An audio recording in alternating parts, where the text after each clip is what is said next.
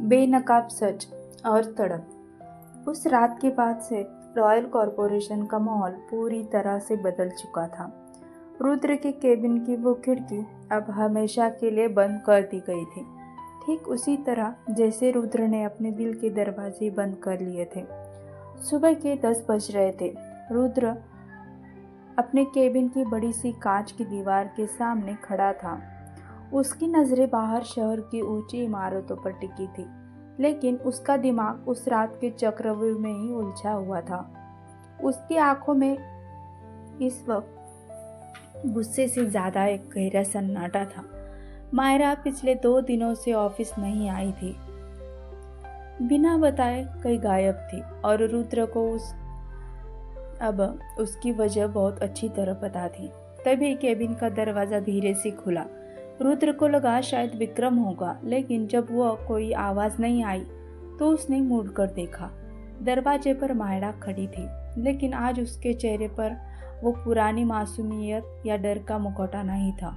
वो बहुत ही शांत और गंभीर दिख रही थी। उसने फॉर्मल सूट नहीं बल्कि एक साधारण सी ब्लेज कुर्ती पहनी हुई थी। उसकी आंखों में कोई पछतावा नहीं था, बल्कि एक अजीब सा दर्द था। तुम्हारी हिम्मत कैसे हुई यहाँ दोबारा कदम रखने की? रुद्र की आवाज़ इतनी ठंडी और भारी थी कि कोई भी कांप जाए। फिर धीरे धीरे चलकर उसके पास आया।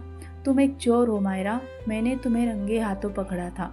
मैं चाहूँ तो तुम्हें इसी वक्त पुलिस के हवाले कर सकता हूँ। मैंने अपनी नज़रें नहीं झुकाई, मैंने सीधे उसकी सुलगती हुई आंखों में देखा। आप पुलिस को बुला सकते हैं मिस्टर रुद्र प्रताप सिंह, लेकिन पुलिस के आने से पहले इस पेन ड्राइव का सच पूरी दुनिया के सामने आ जाएगा। वो सच जो आपके पिता ने मेरे परिवार के साथ किया था। रुद्र पल भर के लिए ठिठक गया। क्या बकवास कर रही हो तुम? ये बकवास नहीं है। मेरी आवाज़ में बरसों का दर्द और गुस्सा एक साथ बह गया।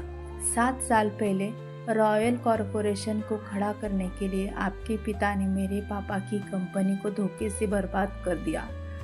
मेरे पापा को वो सदमा बर्दाश्त नहीं कर पाए और उन्होंने दम तोड़ दिया।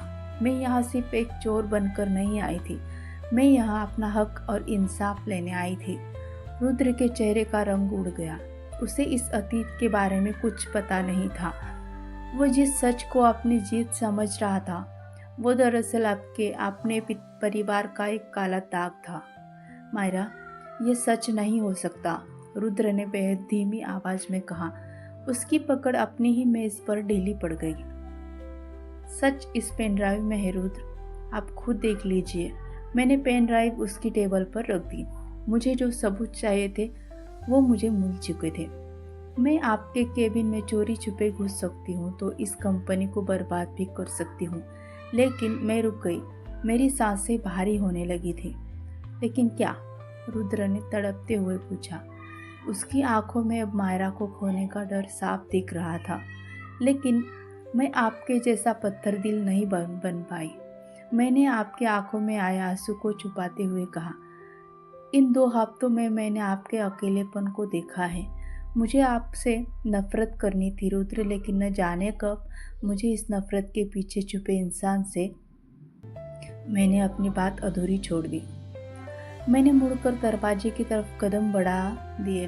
रुद्र अपनी जगह पर बेजान खड़ा था। उसका दिल चीख चीख कर मायरा को रोकना चाहता था, उसे अपनी बाहों में खींच लेना चाहता था, लेकिन उसके पिता का गुनाह उसके बीच एक बहुत बड़ी दीवार बनकर खड़ा था। क्या दुश्मन से हुआ यह पहला प्यार इस नफरत की आग में जलकर राख हो जाएगा? आपको कहानी अच्छी लगी तो वीडियो को लाइक और शेयर करें और ऐसे ही नए नए कहानी के लिए चैनल को सब्सक्राइब ज़रूर करें। मिलते हैं जल्द ही अगले एपिसोड में। धन्यवाद।